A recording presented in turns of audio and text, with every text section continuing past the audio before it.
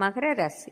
மகர ராசி நண்பர்களே, இது ஒரு வெற்றி திருநாள் என்றே சொல்லிவிடலாம். காலையிலிருந்து கேள்விப்படும் செய்தியாவும் நன்மை தருவதோடு எதிர்காலம் குறித்து ஒரு தன்னம்பிக்கையும் நிறைந்த நாளாக இருக்கும். உங்கள் அதிர்ஷ்ட எண் 3. அதிர்ஷ்ட நிறம் வயலட். கும்பராசி. கும்பராசி நண்பர்களே, இன்று வெற்றி திருமகள் வீடு தேடி வரும் நாளாக இருக்கும்.